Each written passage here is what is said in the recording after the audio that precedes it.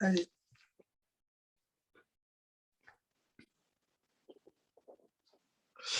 Eh bien, chers amis, nous sommes actuellement dans une période fabuleuse. Je pèse mes mots, une période fabuleuse, une période lumineuse. Et nous sommes dans la fête de Hanouka, mais nous ne sommes pas n'importe quel jour de la fête de Hanouka. Nous sommes le 8e jour, le 8e jour. Et on sait que la supériorité des lumières de Hanouka, du chandelier de Hanouka sur les lumières du temple de Jérusalem, c'est que le chandelier du temple de Jérusalem, avec tout le mérite bien sûr qu'on lui accorde, hein, parce qu'il ne faut pas oublier que le chandelier de Hanouka, la Hanoukia ou la Menorah comme on l'appelle, elle n'est là que pour réactiver, je ne dis pas commémorer, vous avez remarqué, je dis pour réactiver la lumière du chandelier du temple de Jérusalem, mais néanmoins, sur un certain plan, un plan même très important, fondamental, les lumières de Hanouka, du chandelier de Hanouka, possèdent une dimension supérieure à celle du temple de Jérusalem. Pourquoi? Eh bien parce que les lumières du temple de Jérusalem n'étaient qu'au nombre de 7, tandis que les lumières du chandelier de Hanouka, elles sont, comme vous le savez tous et toutes bien sûr, au nombre de 8, avec en plus le shamash, la 9e dimension. La 9e dimension, le shamash, qui est placé plus haut que les autres, parce que bien qu'il ne fasse pas partie de la dimension sacrée des 8 bougies de Hanouka, dont on n'a même pas le droit de se servir, on n'a pas le droit de s'éclairer à leur lumière, on n'a pas le droit de se chauffer à leur chaleur, ni de s'éclairer à leur lumière. C'est pourquoi on place le shamash au-dessus, pour que si on lisait ou si on s'éclairait sans faire exprès à la lumière des bougies de Hanouka, ce soit la lumière du shamash, qui veut dire en hébreu serviteur. Mais en même temps, vous remarquez qu'il est plus haut que les autres bougies, parce que celui qui allume les autres, eh bien, il est placé plus haut que les autres. Alors, vous savez quoi? L'idée me vient de comparer les 8 lumières de Hanouka et la 9e lumière qui est celle du shamash, le serviteur qui allume les autres et qui est placé donc au-dessus des autres, parce que celui qui éclaire les autres, qui donne tout son être pour éclairer les autres, eh bien Dieu le place au-dessus des autres. Eh bien, vous savez quoi? Cela me rappelle les 8 jours de Sukkot, puisque vous savez que, comme on va le voir tout à l'heure, hein, les 8 jours de Hanouka correspondent aussi aux 8 jours de Sukkot.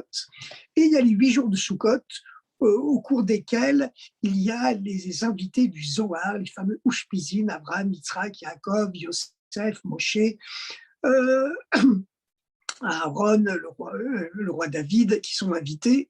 Et puis, il y a aussi les maîtres du chassidisme.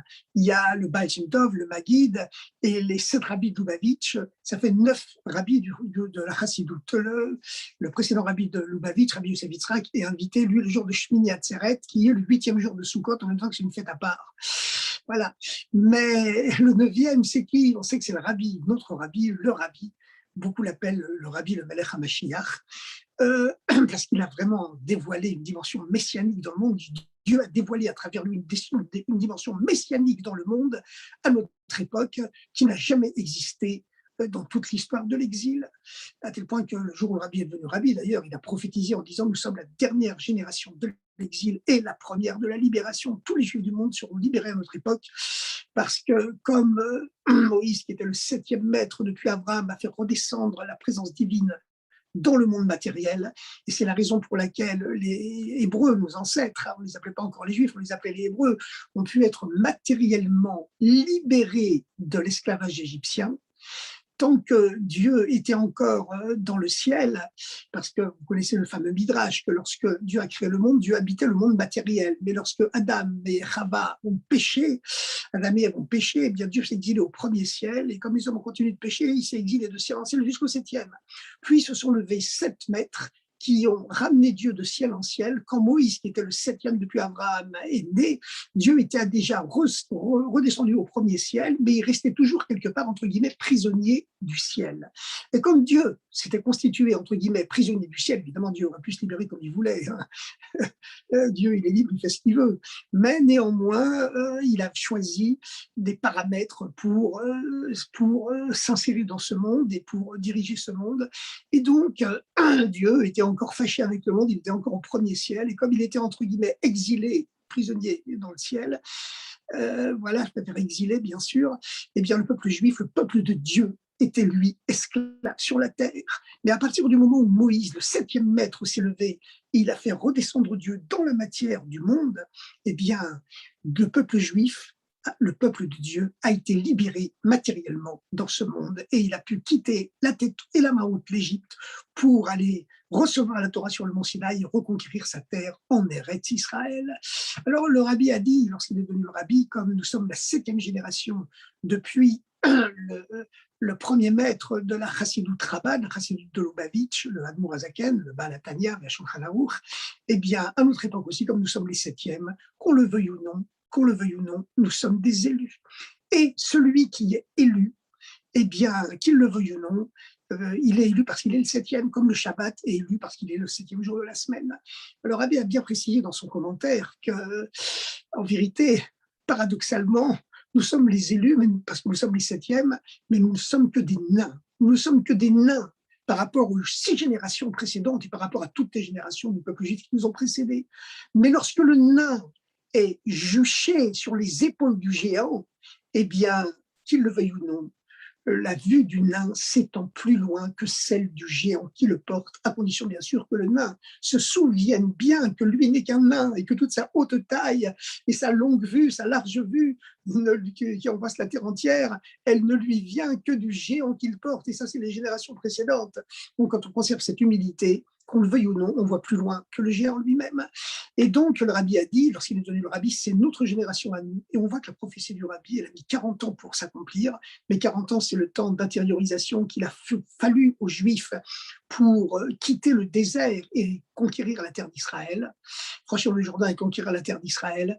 Eh bien, il a fallu 40 ans pour que la prophétie du rabbi s'accomplisse et que le dernier Juif du monde ait été libéré matériellement, puisque c'est en 1991 que l'URSS s'est définitivement ouverte et que l'ancienne Russie, donc l'ancienne URSS qui s'appelait maintenant la Russie, et toutes les républiques adjacentes qui auparavant vivaient sous sa domination, qui avaient proclamé leur indépendance, eh bien tous les Juifs qui vivaient dans cet empire fermé par un rideau de fer ont pu être libérés. C'était les derniers Juifs du monde qui étaient prisonniers.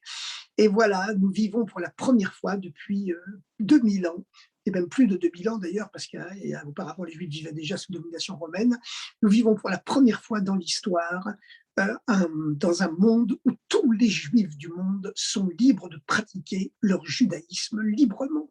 Et ça, bien entendu, c'est parce que c'est déjà un avant-goût des temps messianiques qui s'est dévoilé à notre époque. Et ce dévoilement, cet avant-goût des temps messianiques, eh bien, il s'est dévoilé parce que vous savez que nous sommes à la fin du 6e millénaire, et comme les 6 millénaires de l'histoire sont remémorés chaque semaine par les 6 jours de la semaine, le Shabbat, c'est le rappel hebdomadaire des temps messianiques, et nous les Juifs, on accueille le Shabbat bien avant le lever des étoiles, c'est-à-dire avant même le lever officiel du 7e jour, on l'accueille au coucher du soleil, ou même avant dans les grands jours d'été, c'est-à-dire que le Mashiach, il vient bien avant l'an civil, on est déjà en 5782, on vit vraiment dans les derniers instants à l'échelle de l'histoire, les derniers milliardièmes de secondes avant le Mashiach. Et on voit vraiment que tous les Juifs ont été libérés matériellement. Et maintenant, ils passent avec toutes ces ménorotes, ces chandeliers à 8 branches qui brillent partout dans le monde entier. Eh bien, véritablement, on sent que la libération spirituelle est en train de s'accomplir et d'éclairer le monde de plus en plus. Et l'idée m'est venue, puisque les 8 jours de Hanouka correspondent aux 8 jours de Sukkot, du coup, Shmini Atzeret est inclus, puisque Shmini Atzeret fait partie de Sukkot, et cela correspond aux 8 maîtres du chassidisme. Le 9e, c'est le Rabbi. Alors le 9e, c'est le Shamash. C'est lui qui allume les autres, qui donne leur véritable dimension à toutes les générations précédentes, parce que tous les jours de la semaine s'accomplissent dans le Shabbat. Et automatiquement, il est placé plus haut, parce que c'est déjà l'huile du Mashiach qui a coulé sur sa tête, grâce à Dieu. Et c'est cette huile du Mashiach qui éclaire aujourd'hui toutes les ménorotes géantes qu'on allume sur toutes les grandes places publiques de la planète, sur la place Rouge, sur la 5e avenue de Manhattan, en face du Kotel, en face de la Knesset et du palais de gouvernement en Eretz Israël, au pied de la Tour Eiffel à Paris. Dans le monde entier aujourd'hui, les lumières de Hanouka éclairent le monde. Et vous savez que lorsque le Rabbi a lancé la campagne des lumières lumières de Hanouka, non plus seulement chez soi, mais les allumer sur les places publiques du monde entier, eh bien, certains États aux États-Unis d'Amérique s'y sont opposés sous prétexte d'affront à la neutralité religieuse, d'entorse à la laïcité, en d'autres termes. Et le rabbi est monté jusqu'à la Cour suprême. Voilà, il est monté jusqu'à la Cour suprême en faisant valoir que les lumières de Hanouka ne sont pas des lumières spécifiquement religieuses attachées à une certaine religion, mais qu'il s'agit du symbole universel de la victoire de la lumière sur les ténèbres, et c'est-à-dire un concept universel de victoire du bien sur le mal. Et comme le disait le Baal Shem Tov, vous avez une grande pièce immense qui est remplie de ténèbres, vous allumez une petite lumière, une petite bougie, et vous voyez clair dans toute la pièce. Un peu de lumière repousse beaucoup d'obscurité, mais l'essentiel, bien sûr, c'est que l'obscurité elle-même se transforme en lumière et se met à éclairer. Et c'est ça les temps messianiques, et c'est ça le temps du Mashiach. Voilà. Et donc, effectivement, lorsque l'URSS s'était décomposé, s'était désagrégé, avait implosé, et c'était la première fois dans toute l'histoire de l'humanité qu'un empire qui s'était donné pour but de dominer les autres par la guerre, par la violence et par la force, il renonçait de lui-même, implosait pacifiquement et accordait la liberté à tous ses citoyens en reconnaissant qu'il avait eu tort. C'est la première fois dans toute l'histoire de l'humanité qu'un phénomène pareil se réalisait. Je peux vous le confirmer, je suis historien, je peux vous le confirmer, mais n'importe qui pourra le confirmer. Évidemment, le rabbi, quand il a fait ces commentaires-là, il n'avait pas besoin de confirmation de celle de personne, mais en tout cas, sur le plan historique, c'est toujours bien d'avoir des confirmations. Et véritablement, ça ne s'était jamais produit dans l'histoire de l'humanité. D'habitude, lorsqu'un empire s'était donné des armes supérieures à celles de ses voisins, et il s'était donné pour but de les conquérir, eh bien, tôt ou tard, il passait à l'acte lorsque son armement était 10 ou 100 fois supérieur à celui de ses voisins, qui étaient 10 ou 100 fois plus riches que lui. Alors, c'était le cas, puisque la Russie soviétique, à l'époque, eh bien, elle avait un niveau de vie qui était 10 fois inférieur à celui des pays d'Europe occidentale, alors que son armement était au moins 10 fois supérieur à celui des pays d'Europe occidentale. Et pourtant, pour la première fois dans l'histoire, il n'a pas fallu de guerre, pas fallu faire usage de violence pour obliger l'URSS à reconnaître ses torts et à s'avouer vaincue. Elle l'a fait pacifiquement en faisant un mea culpa. Voilà, un vidouille, un mea culpa, elle a demandé pardon, elle a accordé la liberté à tous ses citoyens, à toutes les républiques qui vivaient sous sa férule ont pu proclamer leur indépendance. Tous les juifs qui sont le baromètre de l'histoire ont pu quitter la Russie et revenir en Israël. Et véritablement, ça a été quelque chose de messianique que le rabbi avait salué en disant qu'on vivait à l'époque où les êtres humains commenceraient à faire fondre le fer de leur lance pour en faire des socs de charrue, puisqu'il y avait eu à l'époque la grande conférence du désarmement qui avait suivi donc cette implosion de l'ancienne URSS où plus de 50 États autour des deux superpuissances étaient réunis pour décider de restreindre, diminuer leur budget militaire pour le consacrer au bien-être des populations civiles. Alors, évidemment, vous allez me dire aujourd'hui, il y a un léger retour en arrière, c'est clair, mais ce n'est pas grave, car vous savez, la dimension messianique du monde, ben, c'est comme à la bourse, ça monte comme ça, comme ça, comme ça, comme ça, comme ça. Il y a des creux, des descentes qui amènent toujours une montée plus haute. Alors voilà, je voudrais conclure comme ça. Le rabbi, c'est le 9e maître du chassidisme depuis le Baal Shem Tov, mais donc il est le shamash, la 9e bougie, et c'est lui qui allume et qui donne toute cette dimension messianique à l'ensemble du mouvement chassidique et des lumières du monde entier. Maintenant, il faut bien savoir une chose, c'est que la lumière du Hanouka, lorsque le rabbi dit que c'est un symbole universel de la transformation de l'obscurité mondiale en lumière, et que ce n'est pas un symbole spécifiquement religieux, eh bien, c'est quelque chose qu'il faut prendre au sens concret du terme. Et vous savez, on voit aujourd'hui le monde avec toute son impureté, et ce monde qui reste le monde du mensonge, de la machèquer, le monde de la désinformation, etc., etc. Mais tout ça, ce n'est qu'une façade. Et vous savez, à l'époque, on pensait aussi que le communisme en URSS, il durait éternellement, puis en vérité, il était vermoulu de l'intérieur, et il s'est dissous brusquement. Et bien, de la même façon, derrière cette façade tapageuse et mensongère du monde actuel, eh bien, il faut savoir que Sous cette façade, les forces messianiques sont prêtes à se dévoiler dans la paix, la miséricorde, la lumière et la bonté. Goodness and kindness, bonté et gentillesse, comme le rabbi avait demandé qu'on le placarde sur tous les murs des États-Unis d'Amérique. Alors, nous disions qu'il existe une supériorité, malgré tout, des lumières de Hanouka sur les lumières du temple de Jérusalem. C'est que les lumières du temple de Jérusalem, elles n'étaient qu'au nombre de 7. Le chandelier avait 7 branches. Il était posé au milieu du temple et on l'allumait en plein jour. Alors que le chandelier de Hanouka, il n'a pas seulement 7 branches, mais comme vous le savez, il en a 8, plus le shamash, la 9e dimension, qui annonce celle du Mashiach, et celle du Messie. Et puis, le chandelier de Hanouka, on ne l'allume pas au centre de sa maison, comme on ne peut pas l'allumer dehors, parce que d'après la stricte loi, il doit être à l'extérieur, à la porte de sa maison, mais à l'extérieur de la maison, comme ça se fait d'ailleurs à Jérusalem et dans beaucoup d'endroits en Eretz Israël où c'est devenu facile de le faire.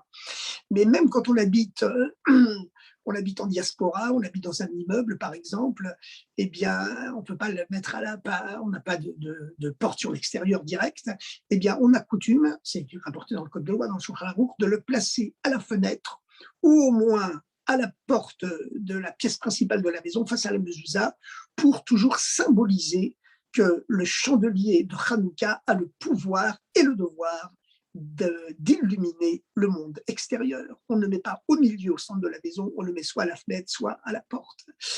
Eh bien, voilà. Alors donc, il y a 3 différences entre le chandelier de Hanouka et le chandelier du temple de Jérusalem.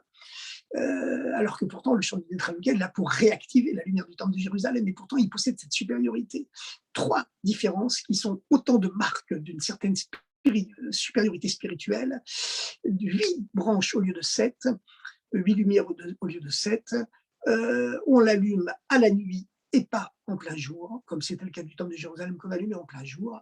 Et on le place, le chandelier de Hanouka, non pas à l'intérieur, au centre du temple, mais à l'extérieur, peut-être ou à la porte. Sans compter, bien sûr, les allumages publics qu'on allume dans les rues pour célébrer le miracle et diffuser le miracle, puisque c'est ça tout le but de la fête de Hanouka. Voilà, et apporter le monothéisme, la croyance en un Dieu de bonté et de gentillesse au monde entier. Alors, ces 3 différences, qu'est-ce qu'elles représentent et qu'est-ce qu'elles expriment? Eh bien, vous savez bien sûr que le chiffre 7, c'est le chiffre qui régit le cycle naturel du temps, donc du monde, qui est placé l'espace-temps, n'est-ce pas? Le temps, il a précédé, la création du temps a précédé celle de l'espace. Une fraction de milliardième de seconde, elle a précédé quand même celle de l'espace, bien que les deux soient liés. Et donc, le chiffre 7, c'est celui qui régit tout le cycle naturel du temps, donc de l'espace et du monde. Par contre, le chiffre 8, c'est le surnaturel, c'est le Dieu un, car il n'y a que Dieu qui soit véritablement un, l'unité parfaite, l'unité pure, l'unité absolue. C'est le Dieu un qui rentre, qui s'insère à l'intérieur du chiffre 7, à l'intérieur du cycle naturel du temps et du monde, et qui le transcende, le transforme et lui confie une dimension qui devient surnaturelle. Voilà, le chiffre 7, c'est le chiffre du naturel, et le chiffre 8, c'est le chiffre du surnaturel. C'est la raison pour laquelle, lorsqu'une circoncision tombe le Shabbat, qui est le 7e jour, parce que c'est le Shabbat qui régit le cycle naturel du temps et du monde, eh bien, la circoncision, on l'a fait à 8 jours, et bien qu'on n'a pas le droit de faire une opération chirurgicale, bien sûr, le Shabbat, eh bien, on profane, entre guillemets, c'est pas une profanation puisque c'est demandé, même c'est prescrit par la Torah, eh bien, on pratique cette opération chirurgicale, la circoncision, l'entrée dans l'alliance de Brit Mila, le Shabbat, parce que le 8, le surnaturel, l'emporte sur le 7, le naturel. Comme on sait que la harpe du roi David, qui trônait dans le temple de Jérusalem, eh bien, elle ne possédait que 7 cordes, tandis que la harpe du Mashiach en aura 8. Voilà. Donc, c'est cette dimension surnaturelle qui coiffe et qui exprime les 8 lumières de Hanouka par rapport à celles du temple de Jérusalem qu'on allumait en plein jour, alors que celles de Hanouka, on les allume à la nuit. Et les lumières de Hanouka, on les met à la fenêtre et à la porte pour rappeler que par cette dimension, grâce à ces dimensions surnaturelles qu'elles expriment, elles ont la force d'éclairer l'obscurité de la nuit, alors que les lumières du temple de Jérusalem, on les allumait en plein jour pour symboliser le fait, exprimer le fait que justement, il faisait jour sur Israël, on vivait chez nous tranquillement, alors on pouvait se satisfaire d'allumer un chandelier à 7 branches au fond de notre cœur, servir Dieu de façon traditionnelle, naturelle, sans se dépasser vraiment. Mais pour éclairer les nuits de l'exil, et tout l'exil, c'est comparé à une grande nuit, malheureusement, bien que vous savez, actuellement, il y a déjà les premières lueurs de l'aube qui brillent fort, de plus en plus fort. Eh bien, pour éclairer la nuit de l'exil, 7 branches, c'est-à-dire un judaïsme uniquement traditionnel et naturel, ne suffit plus. Il faut être capable de se dépasser complètement.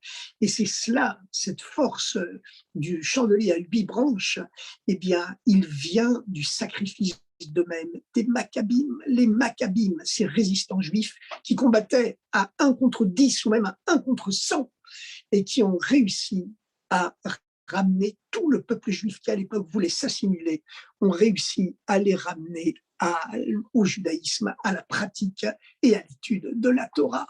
Parce que vous savez, il n'y a rien de nouveau sous le soleil. Lorsque la civilisation grecque a pris possession de la terre d'Israël après les conquêtes d'Alexandre. Alexandre, lui, c'est lui qui a conquis la terre d'Israël en même temps qu'il a conquis la moitié du monde connu à l'époque. Eh bien, Alexandre, lui, Alexandre le Grand, comme on l'a surnommé, eh bien, il était très tolérant et très respectueux envers le judaïsme. Lui-même avait été initié à la philosophie par le plus grand philosophe de l'Antiquité grecque, le célèbre Aristote, qui était lui-même le disciple de Platon. Mais donc lui, lorsqu'il avait conquis Jérusalem, le grand prêtre, le Kohen Gadol, il était venu d'ailleurs lui donner les clés parce qu'il avait fait un rêve la veille, et il s'est démontré très respectueux. Mais lorsqu'il était mort, il est mort jeune, Alexandre le Grand, il avait 30 et quelques années lorsqu'il est mort, eh bien ces généraux, ces diadoques se sont partagés son empire. Je vous parle de cette situation, c'était au IVe siècle avant l'ère commune, avant l'ère soi-disant laïque, d'accord, enfin l'ère commune, disons, pour ne choquer personne. Eh bien, ces généraux, les diadoques, se sont partagés son empire et la terre d'Israël, Eretz Israël, est rentrée sous la coupe du, du royaume de Syrie, la grande Syrie de l'époque. Au fil des générations, les Juifs étaient tellement fascinés par la supériorité, la grandeur de la science grecque, de la philosophie grecque. Ils étaient tellement impressionnés qu'ils ont commencé à s'helléniser, à oublier le judaïsme et à vouloir le réformer. Et il y avait des leaders dans le peuple juif qui avaient une très très grande renommée, une très grande influence sur la majorité de la population, qui disaient, voilà, le monde est devenu moderne. Écoutez, la science grecque, on appelle ça le miracle de l'histoire, la science grecque. Aujourd'hui encore, les lycéens du XXIe siècle apprennent toujours les théorèmes et les postulats des grands mathématiciens grecs d'il y a 2400 ans, hein, à l'époque où la Grèce dominait la terre d'Israël, la géométrie euclidienne, les théorèmes de Pythagore, de Thalès, de Chasles, eh bien, tous ces théorèmes ne sont pas démodés. Hein. Le postulat d'Euclide, ce n'est pas démodé. Donc, véritablement, c'était une civilisation qui impressionnait énormément le peuple juif, si bien que la majorité des juifs de l'époque ont décidé de s'helléniser, c'est-à-dire de s'assimiler à la culture grecque. Et il y a eu une poignée de juifs qui s'est révoltée contre cette volonté d'assimilation. Alors il y avait les assimilationnistes, on les appelait les hellénistes. En hébreu, on dit les mithyavnim, eh bien, parce qu'il n'y avait pas seulement la physique, les mathématiques, dans lesquelles les Grecs étaient supérieurs au reste du monde, c'était eux les créateurs de la philosophie, c'est-à-dire une recherche de Dieu qui passe uniquement par la rationalité, pas par la prière, pas du tout par la prière, ni par l'étude des textes sacrés, uniquement par la philosophie rationnelle. Voilà, rechercher Dieu comme on cherche à la vérité mathématique 2 et 2 font 4. Mais évidemment, c'était quelque chose qui a débouché avec le temps sur l'idolâtrie, sur le paganisme, au point que le roi Antiochus Épiphane, le gouverneur grec donc d'Eretz Israël à l'époque, a installé une idole dans le temple de Jérusalem et a consacré toutes les huiles du temple à cette idole. Donc toutes les huiles du temple se retrouvaient souillées puisque lorsque quelque chose a été consacré à une idole, il est déclaré impur.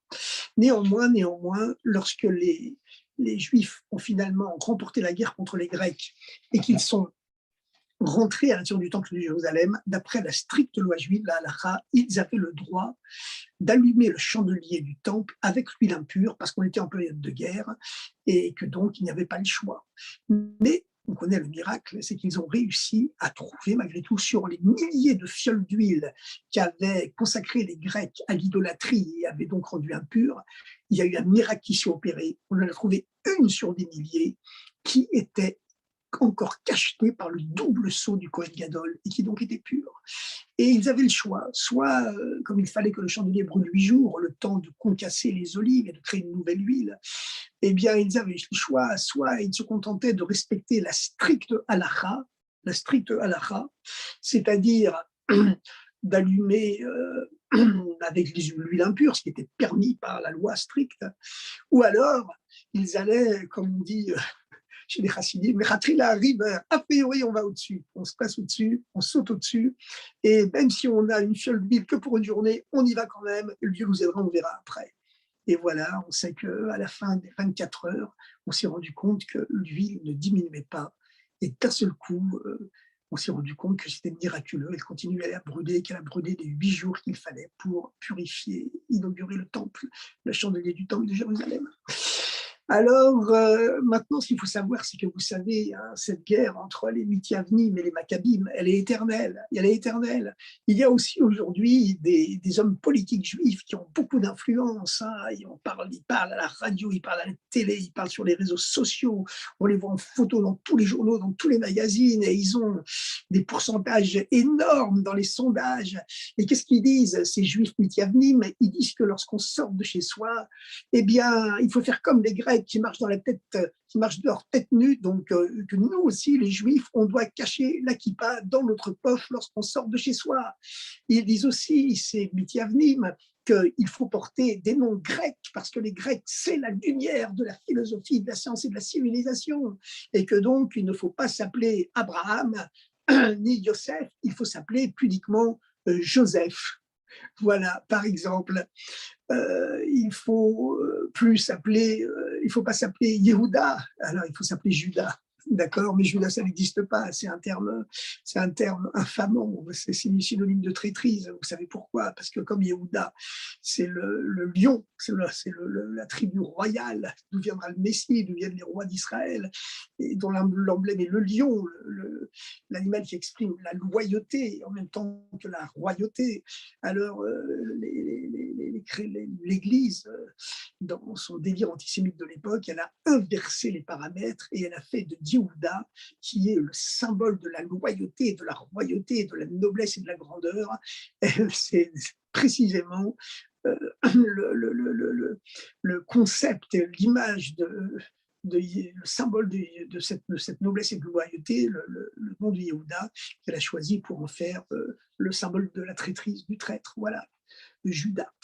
Mais bon, en tout cas, les hommes politiques qui prêchent cette forme d'assimilation en disant que les Juifs doivent cacher leur kippa, qu'il ne faut être juif que chez soi et qu'il faut être comme tout le monde dehors, eh bien, ça nous rappelle pas seulement l'époque des Mithyavnim, pas seulement l'époque des Juifs hellénistes contre lesquels se sont battus héroïquement les Maccabim et qui ont réussi à gagner, grâce à Dieu à l'époque, et à ramener, pas seulement vaincre l'immense majorité grecque, mais vaincre l'immense illuminé pacifiquement la grande majorité du peuple juif qui désirait s'helléniser et oublier ses racines juives. Eh bien, vous savez, l'histoire, elle est éternelle. Cette guerre des Maccabim contre les Mithyavnim, contre les hellénisants, eh bien, elle est éternelle. On l'a connue au début du 19e siècle en Allemagne, lorsque le mouvement réformé s'est emparé des règnes du judaïsme allemand et que les réformés, quand ils chantaient les prières juives dans les synagogues, ils ne les chantaient plus qu'en allemand pour ne pas se faire remarquer et se faire passer pour de bons Allemands. Et puis, ils les chantaient sur des musiques militaires ou sur des musiques classiques allemandes pour se sentir plus allemands que les Allemands. Et puis, en tout cas, pour donner l'image de citoyens plus allemands que les Allemands. Et puis, leur slogan, c'était « il faut être un juif chez soi et un goy dehors ». On va dire, comme tout le monde dehors. mais plus, comme le dit le grand historien d'antisémitisme Léon Poliakov, eh bien, plus ils essayaient absolument de se montrer plus allemands que juifs, plus l'Allemagne leur répondait: «Vous êtes ce que vous n'êtes pas».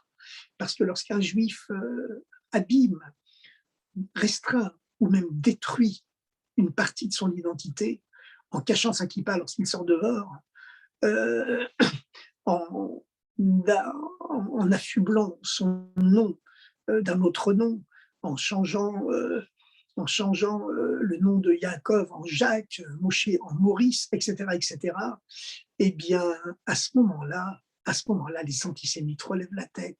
Ils se disent, les antisémites, un raisonnement de 2 et 2 font 4, un raisonnement très simple. Ah, les Juifs baissent la tête, et ben nous, on va lever la nôtre. Voilà.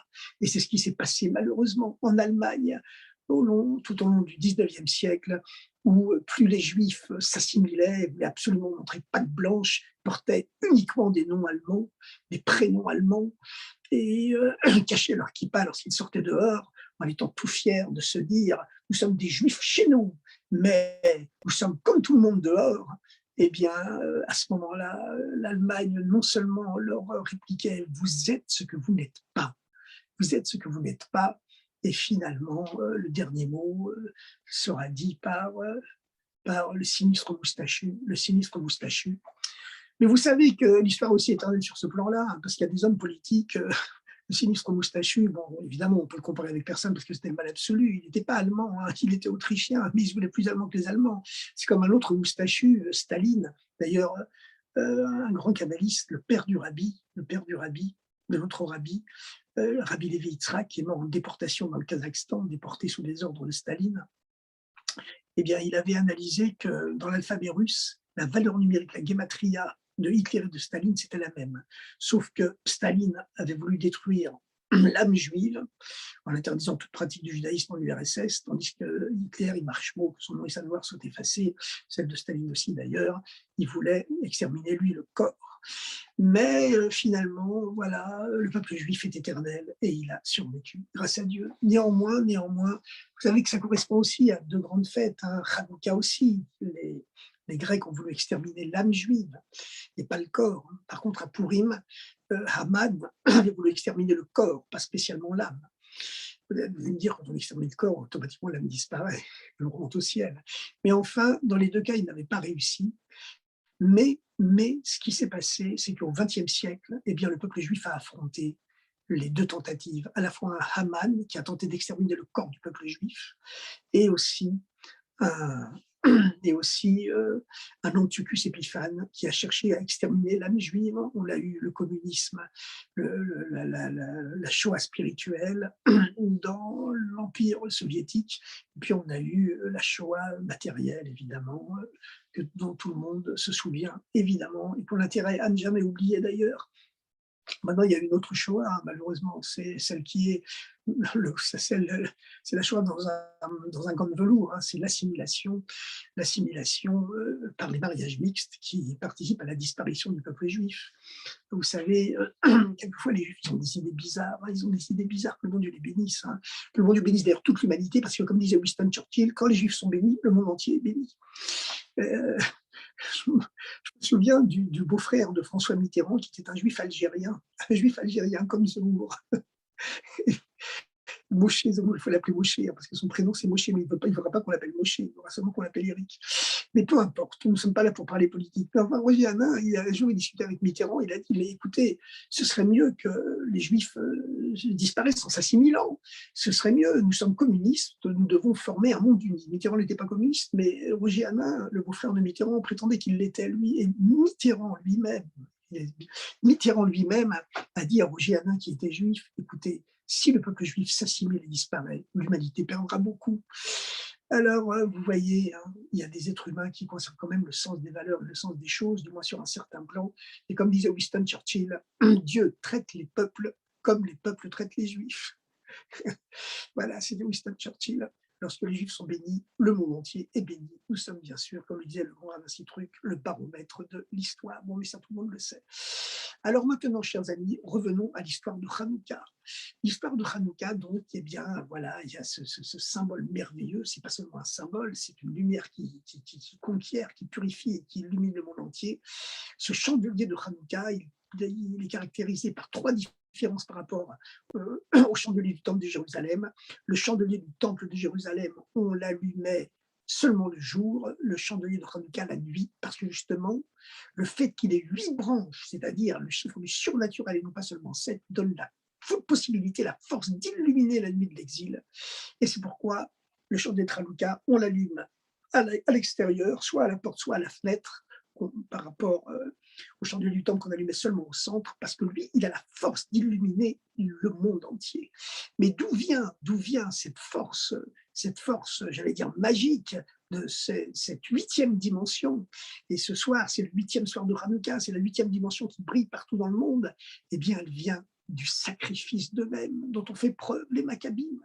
Parce que vous savez, le judaïsme, il reste basé sur la notion de Messirut Nefesh, le don de soi. Le don de soi, le don à Dieu, au-delà de toute limite, au-delà de la nature. C'est ce que Abraham a fait. C'est ce que Abraham a fait. La première de ses épreuves, le roi Nemrod, qui avait construit la tour de Babel, a dit à Abraham, tu arrêtes de prêcher que ton Dieu est Dieu et que Dieu est le monde et que le monde c'est Dieu, parce que sinon ma population va se révolter contre moi, parce qu'elle me considère moi comme un Dieu, a dit le roi Nemrod à Abraham. Donc, où tu changes de disque, tu changes de disquette, ou alors tu vois cette fournaise, eh bien on te trempe dedans. Et Abraham a dit, je ne changerai jamais et je continuerai à prêcher que, que Dieu est Dieu. Comme il est écrit, Vaïkra Abraham Shem Hashem, quel olam, Dieu monde. Il n'y a pas écrit que Abraham prêchait que Dieu est le Dieu du monde, avec l'article indéfini du, ha en hébreu, qui aurait introduit l'idée qu'il existe une dualité, une séparation entre Dieu et le monde. À savoir que le monde existe, bien sûr, en bas, et puis Dieu, il est au-dessus et qu'il le dirige. Personne ne conteste ça, même Nemrod ne contestait pas ça. Mais Abraham, ce qu'il prêchait, c'est comme il est écrit dans le texte du Chumash, Maïkra Abraham Beshem Hashem, quel olam, pas quel haolam, Dieu du monde, ce qui est sous-entendu deux entités, le monde d'un côté et Dieu au-dessus, mais quel olam, Dieu c'est le monde et le monde c'est Dieu. Eh bien, on l'a jeté à Abraham dans la fournaise ardente. Il en est ressorti indemne. C'était la première épreuve d'Abraham, et puis c'était la première de 10 épreuves qui ont culminé, bien sûr, avec le sacrifice d'Yitzhak. Et encore une fois, il est sorti victorieux de ces épreuves. Vous savez, il y a une histoire comme ça avec le petit-fils du Admour Hazaken, Baal Tanya Beshulchan Aruch. Quand il était tout petit, eh bien, il se cachait dans un grand four, vous savez, les grands fours russes qui ont une entrée dans une pièce et l'autre entrée dans l'autre, de l'autre côté du mur. Et il se cachait là pour écouter les Fabringen, les Mahamarim, les cours de Torah de son père, parce qu'il était trop petit, on ne lui donnait pas le droit d'entrer. Et puis, quand les frimas de l'automne sont arrivés, eh bien, sans le savoir, le domestique a allumé le feu, on l'a retiré de là dans le coma à moitié asphyxié. Et alors, il a mis un certain temps à se remettre, évidemment. Et la femme du Admour Hazaken, la grand-mère de l'enfant, a protesté avec véhémence auprès du rabbi.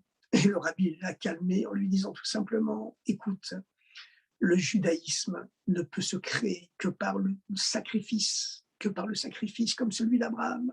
C'est par le sacrifice d'Abraham que le peuple juif a été créé. Le sacrifice d'Abraham et Yitzhak, qui marque en même temps l'abolition du sacrifice humain que tous les hommes pratiquaient à l'époque. Voilà, comme le disait notre ami, le philosophe Michel Serres, que j'ai entendu un jour lorsqu'il faisait son émission de radio dans ma voiture. Eh bien, un jour, il expliquait tout simplement qu'est-ce que c'est le sacrifice d'Isaac, comme il disait. Eh bien, c'est l'abolition du sacrifice humain, c'est-à-dire l'entrée dans la civilisation. Voilà, comme quoi le Baal Shem Tov disait, on apprend beaucoup de tous les êtres humains. Eh bien, maintenant, ce qu'il faut savoir, c'est que c'est le sacrifice des Maccabim, le don d'eux-mêmes, ce sacrifice de leur vie des Maccabim, ce sacrifice pour Dieu, ce sacrifice pour sauver le judaïsme, c'est ce qui a allumé en eux un chandelier dans leur cœur, un chandelier à 8 branches, un don surnaturel d'eux-mêmes qui leur a donné les trois miracles de Hanouka, parce qu'il y a eu trois miracles, celui du 24 qui se lève, du 25 et du 26.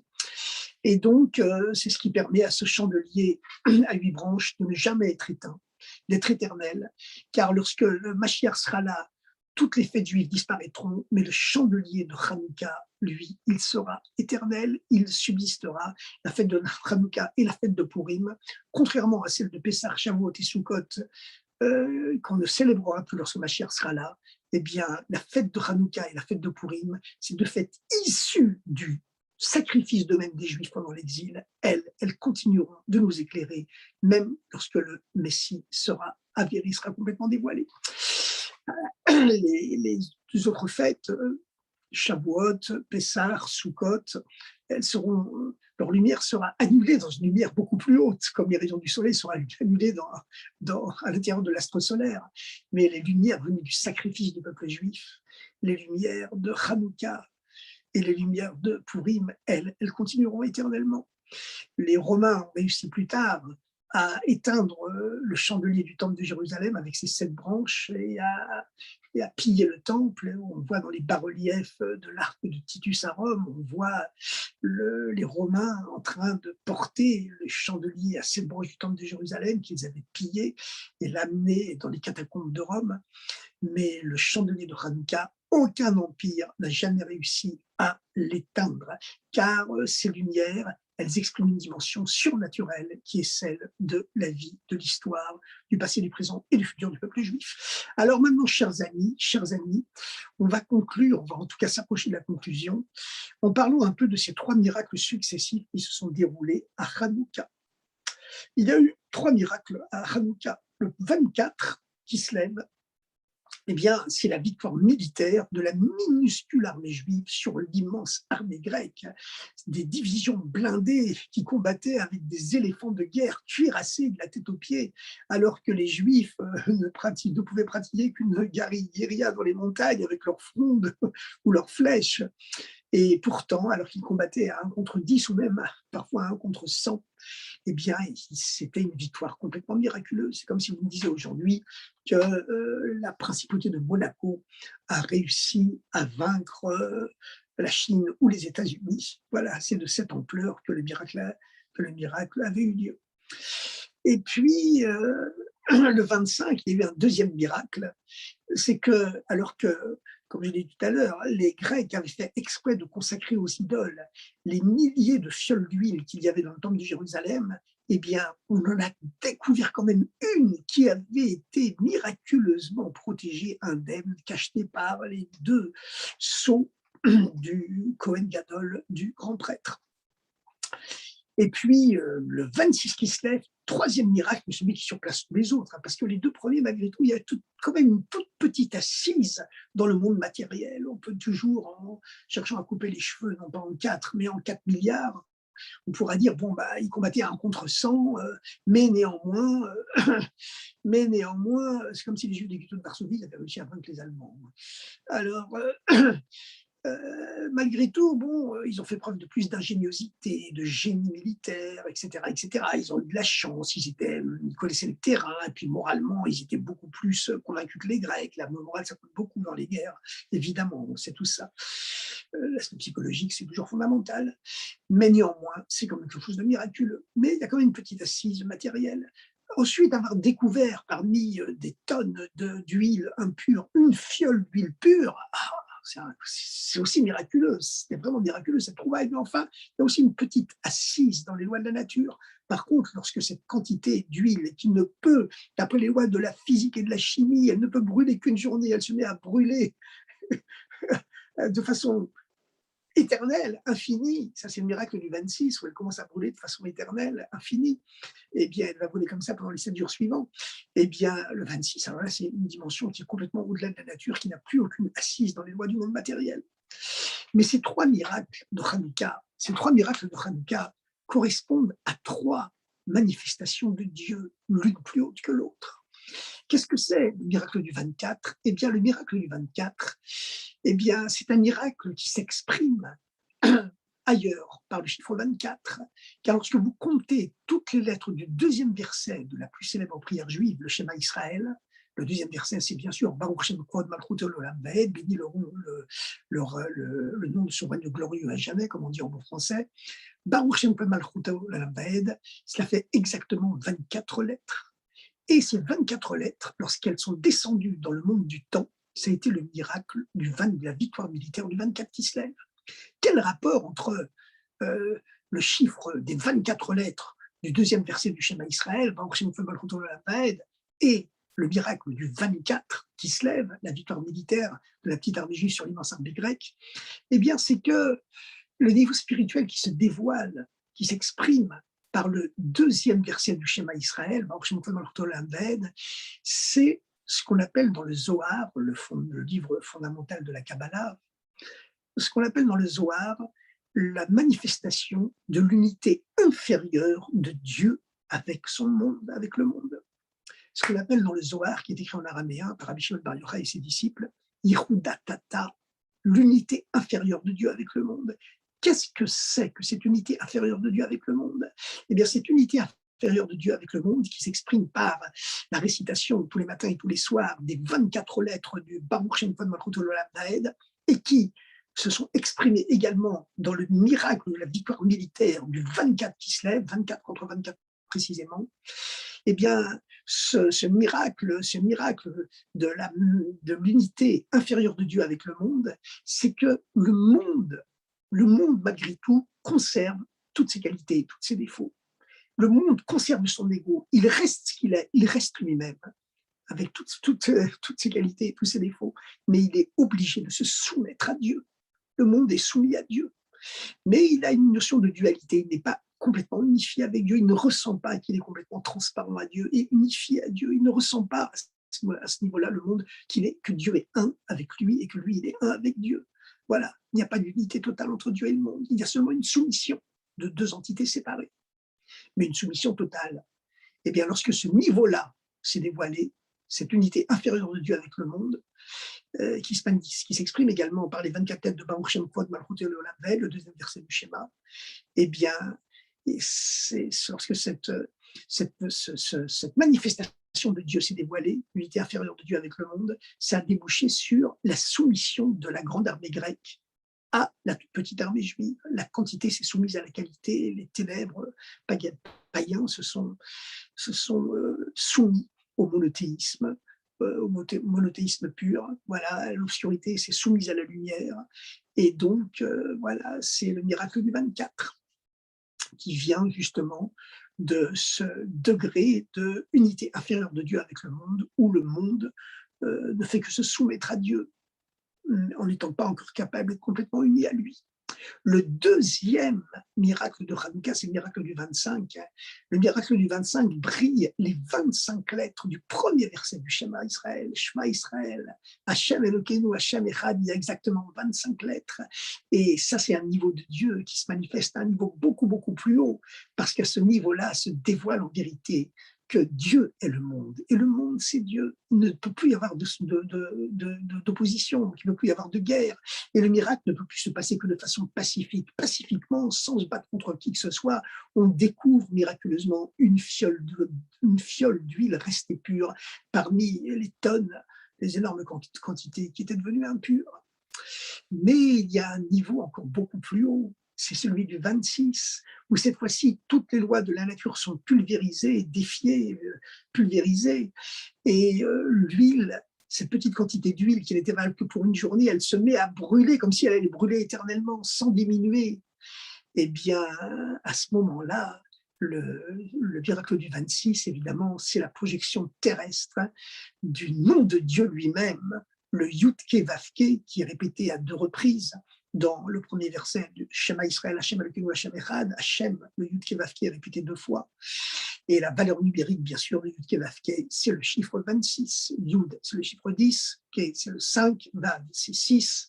Ke, encore 5, ça fait 26. Et lorsque se dévoile la dimension du 26, le nom de Dieu lui-même, à ce moment-là, toutes les lois de la nature disparaissent parce que Dieu véritablement est tout, et tout est lui. Il n'y a plus que Dieu qui existe. et donc les lois matérielles de ce monde n'ont plus lieu d'être vraiment. Alors vous allez me dire, pourquoi est-ce qu'on ne fait pas Hanouka le 26? Parce que ce niveau-là, eh bien, il n'a pu exister qu'une seule fois dans l'histoire, à l'époque de Hanouka. Et il ne résidera en permanence dans le monde que lorsque viendra la deuxième partie des temps messianiques où les morts ressusciteront et où véritablement un nouveau monde existera, où les lions mangeront de la paille, où le bébé mettra sa main dans le trou de la vipère et puis il en ressortira indemne, etc., etc. Mais vous savez que il y aura deux étapes différentes dans les temps messianiques, hein. La première partie de l'ère messianique, le monde continue à vivre normalement. Les gens continuent à travailler, à manger, à dormir, à voyager en avion. Bon, peut-être qu'à ce moment-là, on pourra voyager sur les nuages, hein, grâce à de nouveaux procédés scientifiques. Et puis, tout le monde sera riche, véritablement, on sera sevré de richesses matérielles. Donc, on sera complètement saturé de richesses matérielles. Eh bien, comme l'homme veut toujours plus, toute l'humanité recherchera le spirituel. Mais on continuera à vivre normalement. Et puis, tous les Juifs du monde seront rassemblés en Eretz Israël. Le troisième temple sera reconstruit et illuminera le monde. Mais tout se passera encore de façon normale. Bien qu'il y aura la paix dans le monde entre toutes les nations. Et là, ensuite, la deuxième période des temps messianiques, avec la résurrection des morts, ça c'est après l'an 6000. Ça commence au moins en l'an 6000 et pas ou après. Maintenant, chers amis, d'abord, moi, personne ne sait exactement comment ça sera, comme le dit le Rambam Maïmonide dans la Halacha. On sait que ça se passera à peu près comme ça, mais exactement dans les détails, on ne peut pas le savoir. Car la chose, l'avènement des temps messianiques a été scellé dans la bouche des prophètes. Ce sont les termes même de la halakha du Rambam. Alors, maintenant, il y a encore une troisième dimension dont je vais parler pour Hanouka, pour finir, c'est que les 8 jours de Hanouka correspondent aux 8 jours de la fête de Sukkot. Et on le sait puisque il y a cette fameuse controverse entre Hillel et Shammai pour savoir si on commence à allumer 8 lumières le premier jour, en allant en diminuant et en terminant le 8e jour par une seule lumière. Ça, c'est l'opinion de Shammai. Tandis que pour Hillel, eh bien, on allume une lumière le premier jour et on va en augmentant jusqu'au 8e, comme aujourd'hui. Lorsque le Messie sera là, la loi sera tranchée comme Shammai. Mais aujourd'hui, comme il n'est pas totalement dévoilé, bien qu'il y a déjà beaucoup d'interstices de lumière, hein, qui filtrent à travers la porte, mais malgré tout, le Mashiach n'est pas encore dévoilé, donc la reste comme il est. Pourquoi Shammai estime-t-il qu'il faut allumer 8 lumières le premier jour et ensuite on va en diminuant? Eh bien, parce que Shammai, il est comme le disent les Chassidim, Chatrila River, a priori, on passe au-dessus. On commence au-dessus, avec le plus fort, avec le plus haut, avec le plus beau. Et comme les 8 lumières de Hanouka, elles ont le pouvoir d'illuminer le monde entier, eh bien, chaque jour, on a besoin de moins de lumière, puisque le monde est déjà purifié par les 8 lumières du début. Donc, le deuxième jour, le monde a déjà été grandement purifié. On peut déjà n'en allumer plus que 7 et redescendre dans les voiles de nature. Et puis ensuite, etc., jusqu'à ce que, pour signifier que le premier jour, le monde a été vraiment totalement purifié, pas seulement de façon générale, comme le premier jour de Hanouka avec les 8 lumières, mais même dans les détails des détails, lorsqu'on arrive à une seule lumière le dernier jour. Et Shammai part du principe que Hanouka, c'est également lié à la fête de Sukkot, et que pendant la fête de Sukkot, eh bien, on offre en tout 70 taureaux sur l'autel du temple de Jérusalem pour purifier les 70 peuples. On trouve cette ressemblance entre la fête de Hanouka et la fête de Sukkot. La fête de Hanouka, elle est faite pour illuminer le monde entier. Comme l'a dit le Rabbi auprès de la Cour suprême, ce n'est pas un symbole spécifiquement religieux, c'est le symbole universel de la victoire de la lumière sur les ténèbres. Et c'est pour ça qu'on doit toujours allumer au maximum à l'extérieur pour diffuser le miracle, diffuser la lumière. Mais de la même façon, pendant les 8 jours de la fête de Sukkot, qui correspondent donc aux 8 jours de la fête de Hanouka, on offrait 70 taureaux pour purifier, pour éclairer le monde entier, pour purifier les 70 peuples et illuminer les 70 peuples. Et puis, on en offrait de moins en moins chaque jour. Le premier jour, on en offrait 13, ensuite 12, ensuite 11, etc. Jusqu'au dernier jour de Sukkot, on en offrait 7. En tout, ça faisait 70. Maintenant, si je me suis trompé, vous faites signe. Mais c'était ça le principe. Donc, Shammai dit il faut allumer 8 lumières et ensuite aller en diminuant à partir du premier jour, selon le principe de la fête de Sukkot, qu'on éclaire le monde d'un seul coup en général, et ensuite, comme on a de moins en moins besoin de l'éclairer, puisqu'il est déjà grandement purifié, on diminue de plus en plus. Hillel dit non, non, parce qu'il y a un autre principe de base, c'est que dans le judaïsme, dans la spiritualité, on ne peut que s'élever, on ne peut que progresser. Ma'alin Bakodesh, on s'élève dans le sacré. Mais l'homme moridine, et on ne descend pas. À l'image des rêves de Yosef, qu'on peut comparer à ceux du pharaon, c'est que lorsque Pharaon fait des rêves, il rêve d'abord de vaches grasses, mais elles sont englouties ensuite par des vaches maigres. Il rêve de gros épis de blé, mais qui sont dévorés par cet épi de blé rachitique. Il rêve d'abord de grosses vaches, c'est le règne végétal qui est plus haut dans les 4 règnes, minéral, végétal, animal et humain, qui correspondent aux 4 lettres du nom de Dieu. L'animal, il est supérieur au végétal. Le végétal se réalise lui-même en servant de nourriture à l'animal. Donc, les premiers rêves du pharaon, ça se passe au niveau de l'animal, des vaches grasses, mais ensuite ça descend au niveau du végétal. Et à l'intérieur de chaque rêve, on régresse des vaches grasses aux vaches maigres. Non seulement on est descendu de l'animal au végétal, mais ensuite on régresse des vaches grasses aux vaches maigres, et on des beaux épis de blé aux épis de blé rachitiques. C'est-à-dire que lorsque les gens vivent dans un monde sans valeur, dans des antivaleurs, au début, il peut y avoir beaucoup de bonheur et beaucoup de richesse, mais finalement, ça s'amenuise, ça descend, jusqu'à ce qu'il ne reste plus rien.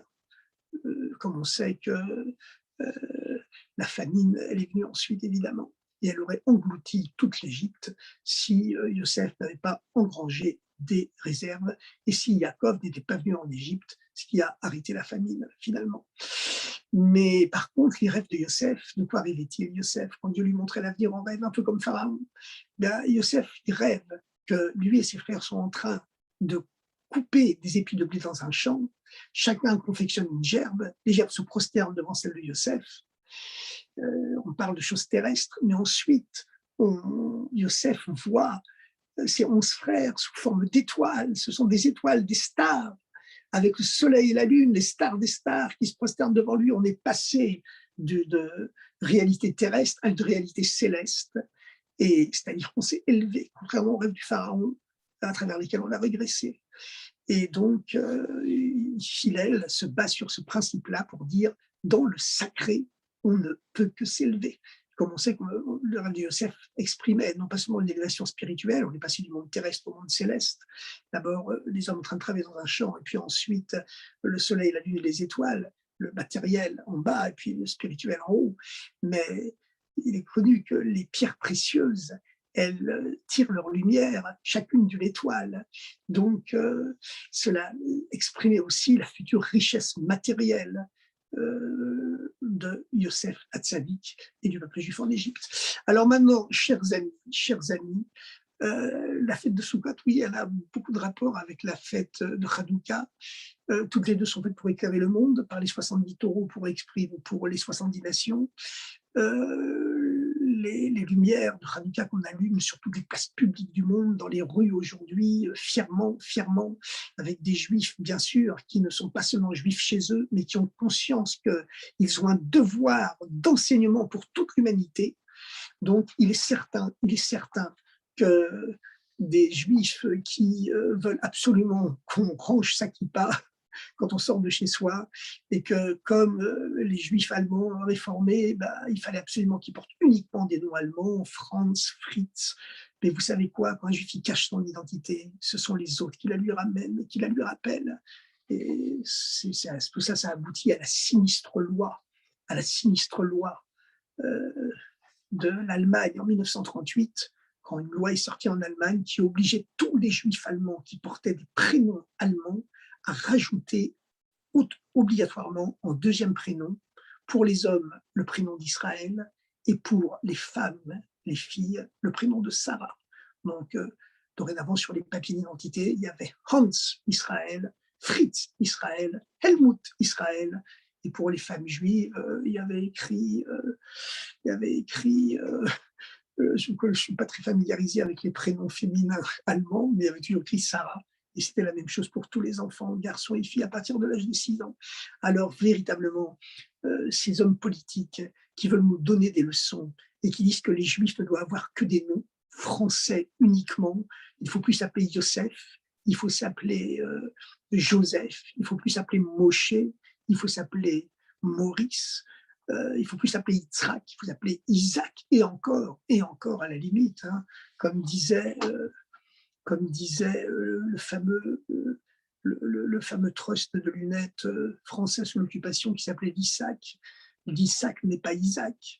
Eh bien, donc il devrait se souvenir de l'histoire, il devrait se souvenir de l'histoire que ce fameux slogan « être un juif chez soi » et être comme tout le monde dehors, et surtout pas être un juif dehors, eh bien, malheureusement, c'était le slogan du mouvement juif réformé allemand. Mais l'histoire nous a montré que, comme à l'époque des Mithyavnim, comme à l'époque des Juifs hellénisants, eh bien, lorsqu'un Juif détruit lui-même la moitié de son identité, à ce moment-là, les antisémites se disent « Ah, il n'y a plus qu'un demi-juif devant nous. Lui-même, il s'est déjà automutilé. » Ça veut dire qu'un Juif entier, on ne pouvait pas le détruire. Mais puisqu'il s'est déjà détruit lui-même à moitié, en renonçant à son nom, en renonçant à sa particularité, en ayant honte de l'afficher à l'extérieur, alors à ce moment-là, la moitié qui reste, on pourra la détruire. C'est ce qui s'était passé malheureusement en Allemagne. Attention, hein, ne me faites pas dire que les Juifs allemands ont été punis pour ce qu'ils ont fait. Pas du tout, ça c'est interdit de le dire et même de le penser parce que c'est faux. La Shoah, c'est une chose que personne ne peut comprendre et comme a dit le rabbi, quelque part, je le tire au nom du Rav Asimov, hein, qui m'avait dit qu'on ne peut pas donner raison à Dieu pour ce qu'il a fait. Et le rabbi a dit, ceux qui disent que les Juifs allemands et les Juifs d'Europe ont été punis pour leur assimilation, ceux qui disent ça profanent le nom de Dieu. Ils profanent le nom de Dieu parce que c'est faux et c'est un mensonge. Ça fait partie du mystère de Dieu que nous, les hommes, on ne peut pas comprendre. Mais néanmoins, sur le plan historico-sociologique, on doit tenir compte de la leçon de l'histoire pour ne pas la répéter. Et comme disait le grand philosophe Santayana, un peuple qui oublie son passé se condamne à le revivre. Alors nous, les Juifs, on n'a pas intérêt à revivre notre passé, en tout cas pas sur ce plan-là. Chers amis, c'est la fête de Hanouka, la fête de la lumière, mais je pense à cet homme politique qui est en train de faire des grands meetings en disant que les Juifs doivent cacher leur nom, cacher leur fête à l'extérieur, cacher leur identité, cacher leur kippa. Je me dis véritablement, il n'a pas pris la leçon de l'histoire et il faudrait lui donner des leçons. Alors, chers amis, en tout cas, une très très bonne fête, une très très bonne année, et que les lumières de Hanouka, vous savez, on en allume une de plus chaque jour, mais surtout on doit les allumer dans notre cœur, on doit les allumer dans notre cœur, on doit les allumer dans notre vie, on doit les allumer dans la rue, être un juif dans la rue, comme nous l'enseigne la fête de Hanouka, c'est ça le plus important, c'est encore plus important d'être un juif dans la rue, être un juif dans les activités profanes de la vie de tous les jours, à son travail, etc., que de l'être à la synagogue et de l'être chez soi. Évidemment, l'être chez soi, c'est fondamental, à la synagogue aussi. Mais dans la rue, à ce moment-là, hein, vous savez, comme on le dit, quand on est, qu'est-ce que c'est la définition? La définition d'un chassid, c'est d'être un réverbère. Et quand quelqu'un se transforme en réverbère, la lumière attire et elle pacifie, purifie le monde et chacun dévoile le Messie qui est en lui en allumant chaque jour une lumière en plus. Chers amis, bonne fête de Hanouka, Zot Hanouka, et bien que à Hanouka, on n'a pas la prescription légale à la HIC de faire un repas de fête, contrairement à la fête de Pourim et à toutes les autres fêtes, parce que la fête de Hanouka, elle est liée à ce miracle de l'huile, qui est ce miracle messianique. Vous savez qu'il y a trois liquides qui symbolisent la compréhension de la Torah. Il y a l'eau qui est le sens simple, le vin qui est le secret, mais il y a l'huile qui flotte au-dessus de tous les liquides, même du vin, et ce qui exprime un niveau encore supérieur à celui de la Kabbale traditionnelle, qui est symbolisée par le vin. La valeur numérique de Yaïm, le vin, c'est celle du sol, le mystère, mais l'huile, elle est au-dessus de tous. Et l'huile, en plus, elle ne se mêle à rien, mais elle pénètre tout. Et ça, c'est la raison pour laquelle le Messie, le Mashiach, eh bien, c'est lui qui a été oint par l'huile. Et l'huile, c'est secret des secrets, la Kabbale de la Kabbale, l'âme de la Kabbalah, comme le disait le Rabbi Marash. Et c'est les secrets des secrets de la Torah que dévoilera le Mashiach lui-même. Et ils seront tellement stupéfiant qu'on aura l'impression que c'est une nouvelle Torah, même si pas une lettre de la Torah ne sera changée. Mais le sens sera tellement profond, tellement révolutionnaire qu'on aura l'impression que c'est une nouvelle Torah, même si, encore une fois, aucune lettre ne sera changée. Et la chassidoute, c'est déjà un avant-goût de cette Torah du Mashiach. C'est pour ça que la chassidoute, comme l'exprime le rabbi dans beaucoup de commentaires, est précisément comparée à l'huile, non pas au vin, mais à l'eau, mais à l'huile. Et c'est pour cela que la fête de Hanouka, elle suit la fête de Yutat Kislev, la fête de Yutat Kislev, qui est la fête du dévoilement de cette huile de la Torah, qui est la chassidoute. Contrairement à la Kabbalah, qui est le secret de la Torah de Moïse, la chassidoute, c'est déjà un avant-goût de la Torah du Mashiach. Surtout, ce qui compte, c'est la simcha, qu'on danse dans les rues, autour du chandelier, et même s'il n'y a pas de chandelier, qu'on danse dans les rues toute la vie et toute l'année. Bonne fête et à bientôt.